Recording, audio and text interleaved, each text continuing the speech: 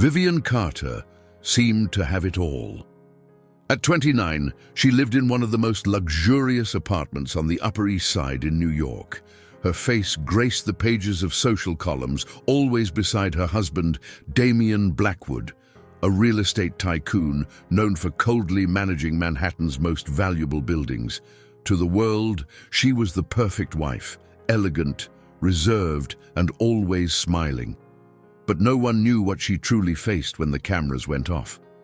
That particular night, amid yet another party full of politicians, millionaires, and rehearsed smiles, Vivian made a decision that would change everything. And most people would never imagine the true reason behind that lost look in the middle of the ballroom. She glided through the room with the lightness of someone who knows she is being watched. She wore an ivory satin dress that seemed tailor-made for her body, her hair tied up in a careless bun that exuded sophistication. With every toast, with every compliment, Vivian responded with her practiced smile. But inside, she was in ruins. Why had she stayed silent for so long? What made a beautiful, intelligent, and independent woman become a shadow within her own marriage? The answer was simpler and crueler than many imagined. She was not loved. She never had been. Damian had never been aggressive or violent, but he was cold, icy, a man who treated relationships like contracts, who saw feelings as distractions. And Vivian, from the very first day, understood that there was no room for her in that man's heart. They married out of interest, a move orchestrated by her father, Elliot Carter, to merge two fortunes. Damian agreed, but made it clear without uttering a word that the marriage was merely a formality. For 2 years, Vivian tried to get closer, tried to rekindle something that had never existed. But that night, in the silence of the empty room on the second floor of the apartment, she was no longer the same woman. It was midnight when she climbed the stairs, barefoot, her dress dragging on the marble floor, her heart pounding like a drum. In the study, she found Damian as usual, alone, impeccable, immersed in his work. But this time she did not remain silent. In a firm voice, she asked, "Are you going to keep pretending I don't exist?" He raised his eyes, cold as ever. She got straight to the point. "I found the divorce papers. They were in your drawer." His response was a blunt blow. "Review them whenever you want." But Vivian wasn't there to sign anything. She was there to understand, to force him to confront what he had spent 2 years pretending not to feel. Vivian wasn't intimidated by his coldness. That was the last time she would accept silence as an answer. She wanted to hear from his own mouth why, after all, he rejected her so much, why he handled her as if she were made of glass, why he avoided any emotional bond, even with someone he shared his home, his name, his bed with, even though he had never actually lain beside her.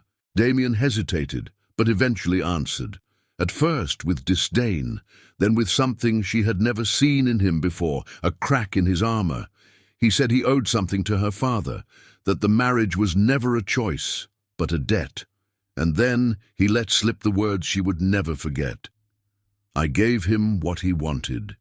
You." Vivian felt the ground give way beneath her. She had always known that the marriage had been an arrangement, but hearing from his own mouth that she had been handed over as a bargaining chip was a brutal blow. Yet even with the pain burning inside her, she did not cry.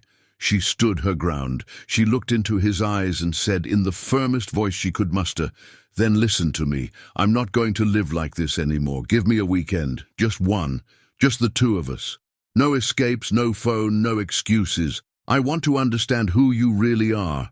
And if you're nothing more than what I see now, I'll sign the papers." For the first time, Damian faltered. He didn't say yes right away, but he didn't refuse either. He fell silent for a few seconds, staring at his own anguish as if it were reflected in a mirror. And then, after a long sigh, he finally said, "Pack your bags. Tomorrow, we're going to the Hamptons." That night, Vivian descended the stairs, feeling her chest split between relief and fear. She didn't know if that weekend would bring answers, or if it would completely destroy the last hope she still clung to. But one thing was certain. She was no longer going to accept being invisible in her own life. The next day's trip was silent, but not in a comforting way. It was one of those silences that weigh heavily. Damien drove the car, and she sat beside him, gazing at the road as if looking into an uncertain future. For 2 hours, not a word was spoken, yet every mile seemed to tear away another piece of that armor he wore. When they arrived at the house, a modern seaside mansion, cold, grand, just like everything he owned, Vivian realized that on the outside the house was just like him, imposing, inaccessible. But perhaps inside she could discover what humanity still remained in that man. Vivian spent the day trying to provoke some kind of reaction. She sat at the table with him, asked light questions, tried to make conversation during the lunch on the balcony overlooking the sea. But Damien remained true to his nature, curt, evasive, hidden behind a wall of composure. When the sun began to set and the mansion sank into an even heavier silence, she understood that she needed to go further. That night, with the wind blowing from the sea and the sky heavy with clouds, she went down to the terrace, wearing only a silk robe, without uttering a word. There she found Damien holding a glass of whiskey, staring at the horizon, as if expecting an answer to emerge from the ocean. She stood by his side for several minutes, silent. Sometimes silence speaks louder than any rehearsed phrase. Then she asked, "Why are you like this?" He didn't answer immediately. He just took a deep breath, as if something very old was trapped inside him and wanted to come out, but was afraid. And then, for the first time, he began to speak. He recounted how his mother had abandoned him when he was 15, how she left in the middle of the night without leaving a note, without a goodbye, how his father, instead of explaining or offering comfort, had simply said, "Women leave, son. Love doesn't exist." Vivian felt her stomach churn. That was what he was running from. Not from her, but from abandonment. Damien said that since that day he had vowed never again to depend emotionally on anyone, that loving was a risk he couldn't afford, that to love was to hand someone a weapon and let them pull the trigger.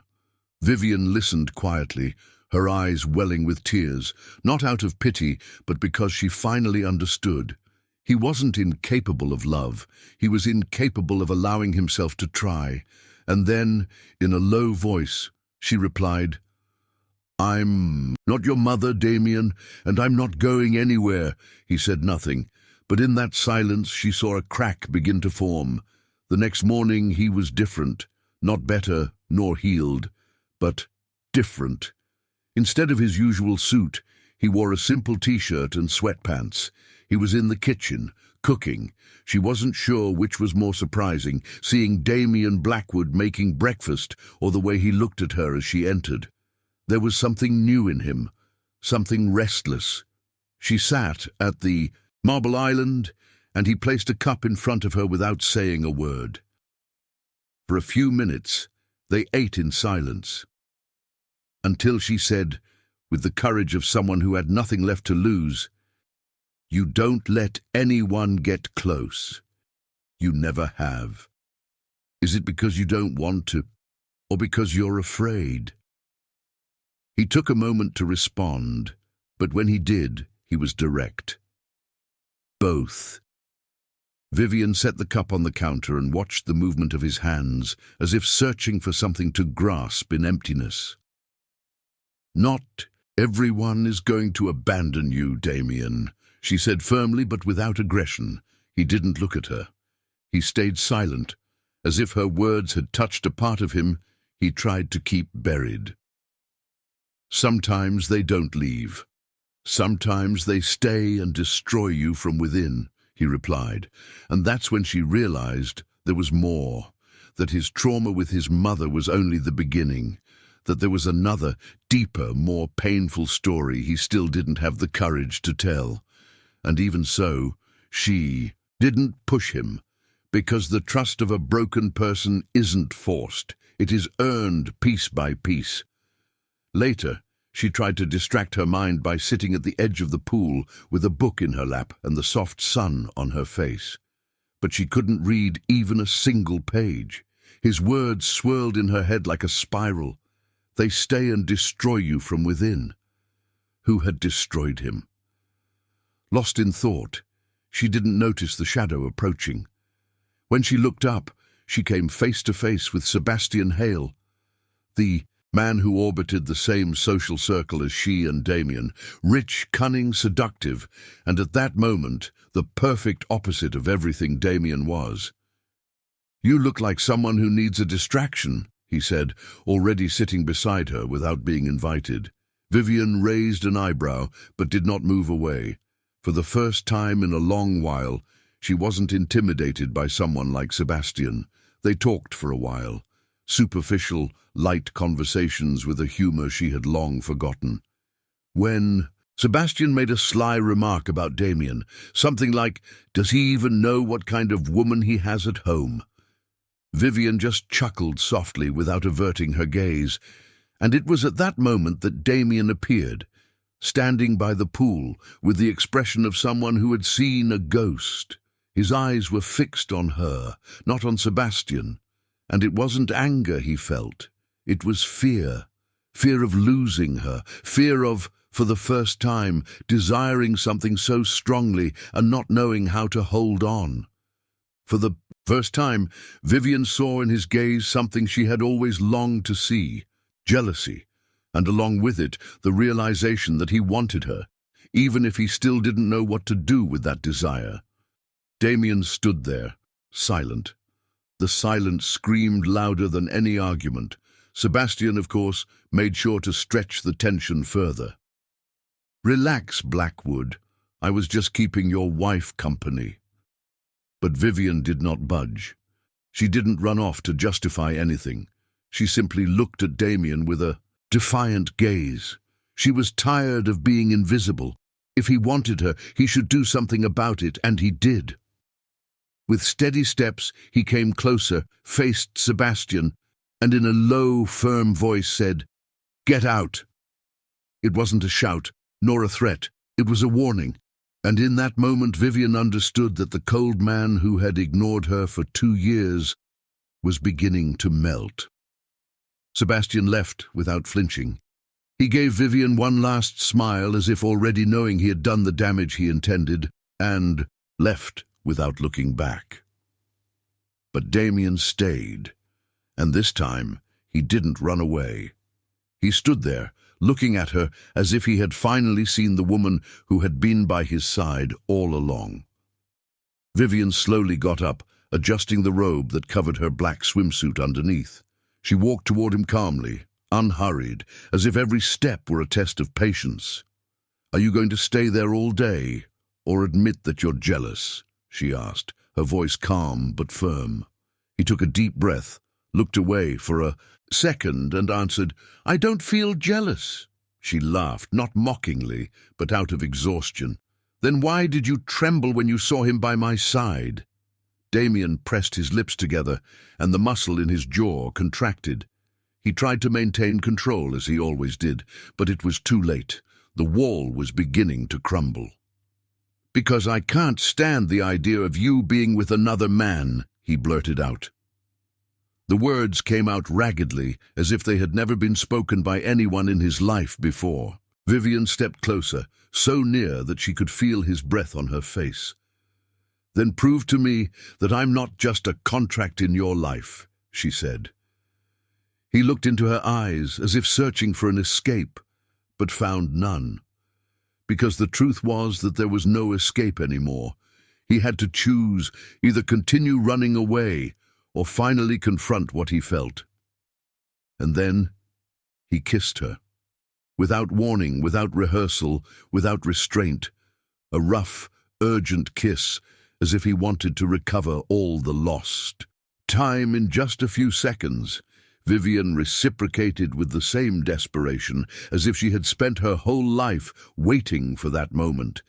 It was as if his body was apologizing for every cold night, every silence, every absence, and she, in return, gave him everything that still remained inside her. When they pulled apart, both were breathless. "This shouldn't have happened," he said, trying to regain the control he had just lost, but she wouldn't let him. "Damien, you can keep running away from me, or for the first time, choose to stay." That night he didn't sleep in the next room. For the first time they shared the same bed. And it wasn't about sex. It was about intimacy. It was about him allowing himself to be seen, and about her no longer having to beg for it. For the first time, she fell asleep with his body pressed against hers, their fingers intertwined, their hearts beating in unison. And when dawn broke, he was still there, with his eyes closed, breathing deeply, but there. And Vivian, at that moment, knew that something had changed. She still didn't know how long it would last, but for the first time, she didn't feel alone. The day began with a light mist over the sea and the sound of waves gently crashing against the rocks. Vivian woke before him. She spent a few minutes simply watching the man who had been an indecipherable enigma for so long. There, with his face relaxed and his breathing calm, Damien seemed different, more human, more accessible.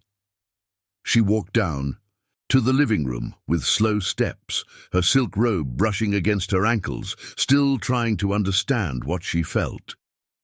She went to the kitchen, made coffee, and sat alone, gazing at the horizon through the enormous window overlooking the sea.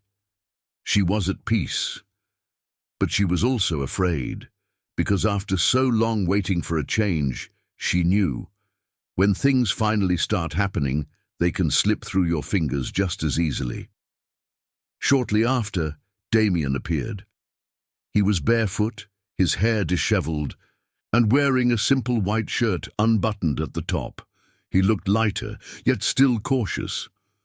He sat at the table with her, took the cup she had already prepared, and drank in silence. It was Vivian who spoke first. "Does that change anything?" she asked, not looking directly at him. Damien hesitated, as if carefully weighing his words before speaking. "It changes everything," he finally said, "but I still don't know how to handle it." Vivian smiled with the corner of her mouth. "Then start by trying." And he did. For the first time, he asked her how she felt, what she wanted, and he listened. He didn't pretend to listen. He truly listened. That day, they walked together along the cold sand of the beach, without guards, without cell phones, without hurry. It was the first time in 2 years that Vivian felt like she was with a husband, not just a business partner in disguise. He told her more about his past, revealed fears, scars, and even insecurities that she would never have.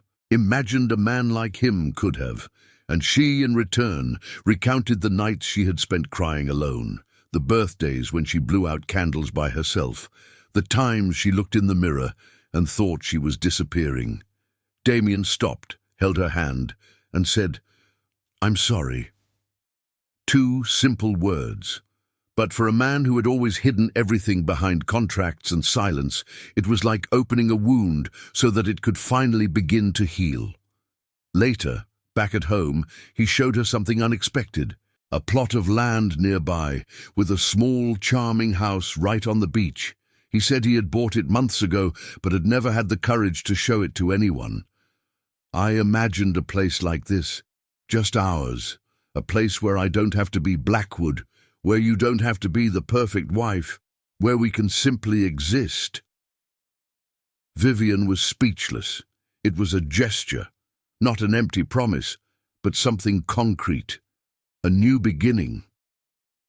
She took the key he extended with trembling hands, and with a quavering voice she said, "If you're willing to build everything from scratch, I'll stay." In the days that followed, Vivian noticed something she had never felt by his side: lightness. Damien was still a man of silences, but now his silences were accompanied by presence. He was there, not only physically but emotionally. He began sending short messages when he needed to go out, asking what she wanted for dinner, and sometimes just watching her in silence, as if trying to memorize every detail about her. Small gestures, but to Vivian they seemed monumental. After years of being ignored, being seen was a form of love, and she, who had given up so many times within herself, began to believe that maybe it was possible, that perhaps it wasn't too late. Of course, not everything was easy. One day, while having lunch on the balcony, Vivian mentioned a social event they should attend together the following week. Damien froze. The hard, corporate expression returned, as if he had put his mask back on. "We don't need that now," he said curtly. Vivian didn't explode. She just took a deep breath and replied, "We also don't need to hide." He looked away, uncomfortable. In that moment she understood. His ghosts were still there. There was still fear. There were still hesitations. And that was okay. She didn't want a perfect man. She wanted a present man. And no matter how many times he stumbled, he was trying. And that, for her, was everything. That night Vivian woke in the middle of the night and couldn't find him in bed. She got up silently and found him on the terrace, looking out at the sea, as he always did when something disturbed him. She said nothing at first. She only approached and rested her head against his chest, feeling his heart beating fast. "Are you running away again?" she whispered. He wrapped his arms around her and replied in a choked voice, "I'm trying to understand how not to ruin everything." Vivian closed her eyes and softly said, "You'll only ruin it if you stop trying." It was there, beneath the starry sky and with the sound of the sea in the background, that he kissed her forehead and for the first time said, "I love you." 3 simple words. But to her, it was like hearing the impossible become real. The next day, he asked her to get dressed. He said he wanted to take her to a special place. She put on a light dress, let her hair down, and went downstairs without asking any questions. They got into the car in silence and drove along a coastal road to an isolated house, surrounded by trees and overlooking the sea. It was simple, charming, without ostentation. "I bought this place 2 years ago," he explained. "I've never brought anyone here. I was always afraid, but now I want it to be ours." Vivian looked around, touched the doorknob tenderly, and upon entering, felt something she had never felt before by his side: belonging. For the first time, it wasn't a scene of appearances. It was a home. The days in that house were unlike anything Vivian had experienced with Damien. There was no excessive luxury, no servants, no obligations. It was just the two of them. He, trying to be less of an armor and more of a man. She, trying to leave the hurts of the past where they belonged, in the past. They cooked together, walked on the sand, laughed at silly things that would have gone unnoticed before.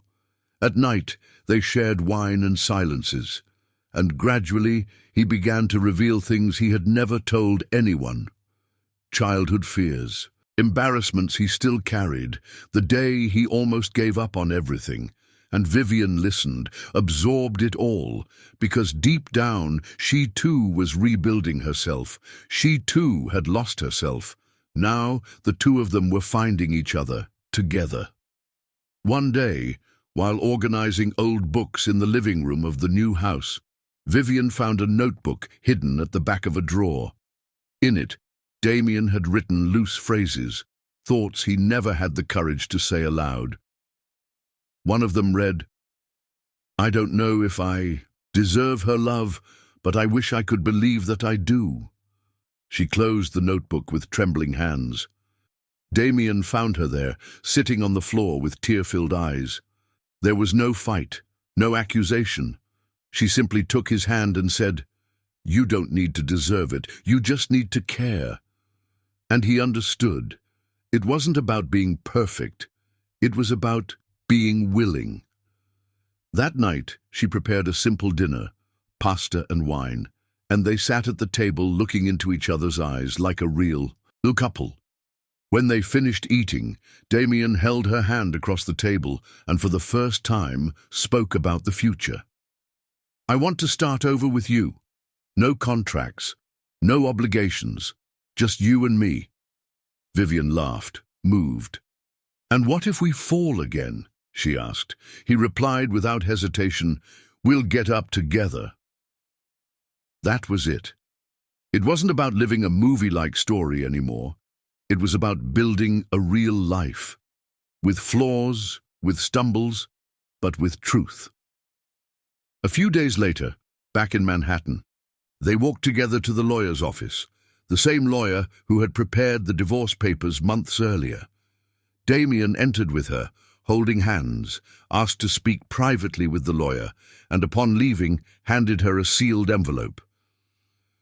"These aren't the divorce papers," he said. "It's a new contract, one that says that starting today, we owe each other nothing except respect, loyalty, and presence." Vivian opened it and saw only a blank sheet with his signature at the bottom. She smiled, because there was the greatest proof of love he could give, letting go of control. Vivian kept that paper as if it were a treasure, not because it was a contract, but because it was the opposite. It was freedom. It was choice. She was no longer a trophy wife, nor a woman trapped by a family name. She was herself, and he was himself. Two individuals who now chose to be together, without chains. Life in Manhattan returned, of course, commitments, events, the hustle, but now there was something different. Damien was still serious, still reserved, but he no longer left her alone. He would touch her hand in the elevator. He looked into her eyes at dinners. He paid attention to her words. Small details, but for someone who had lived the loneliness of luxury, they were revolutions.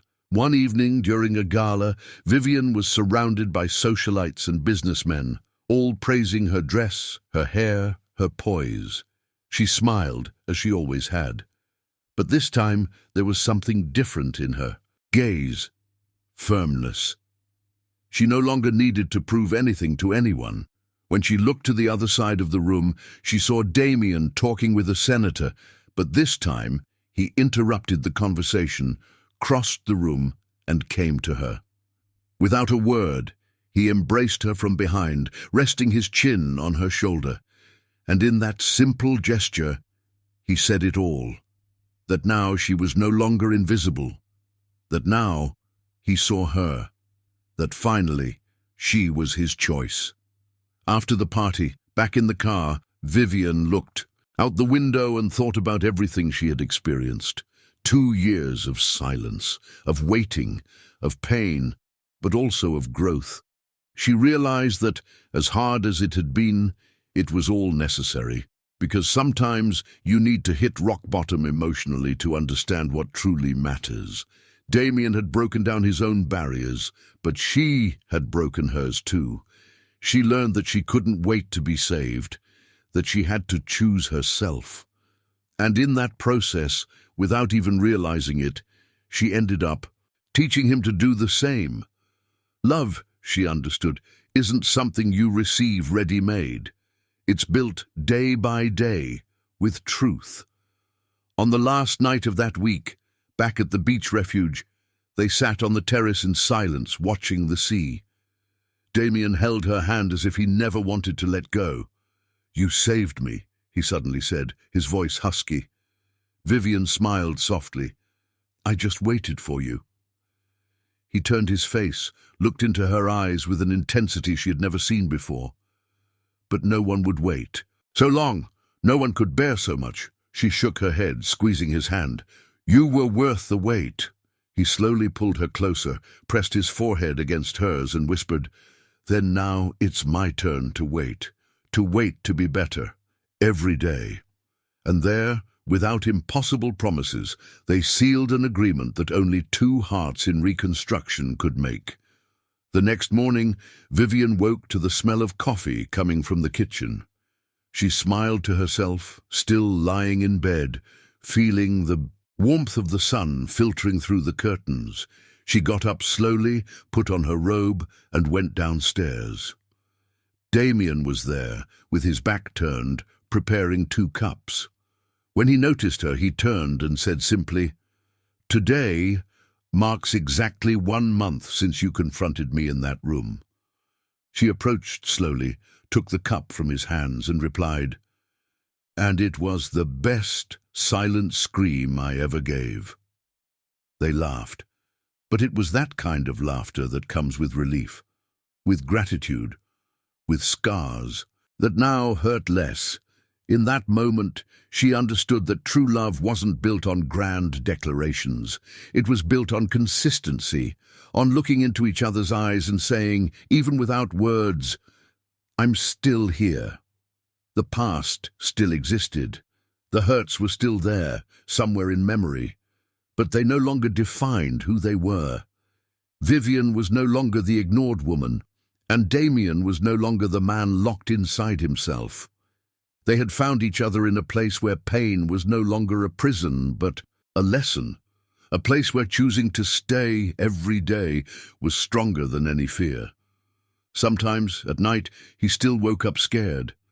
Sometimes, she still caught herself waiting for silence. But now, they knew they could count on each other. And when insecurity struck, all it took was a touch, a look, a coffee shared in silence, and everything realigned. It wasn't perfect. It was real. And that is why this story remains unforgettable, because it was lived by someone who believed until the very end, even when it seemed there was nothing left, who chose to rise even after being sidelined so many times. Vivian didn't just save the marriage, she saved herself from doubt, from loneliness disguised as luxury. And in doing so, she taught the other to free himself too. In the end, the greatest miracle wasn't that love had won, it was that she had conquered herself before any kiss or declaration. Because when a woman decides to stop waiting and start seeing herself, everything changes. Even someone who once seemed incapable of love. Phrase of the day. Sometimes the greatest proof of love is simply not giving up on yourself. If this story touched your heart, subscribe to the channel, leave a like, activate the notification bell, and comment which city you're watching from. Your support is what motivates us to continue sharing real stories of overcoming that inspire and move us.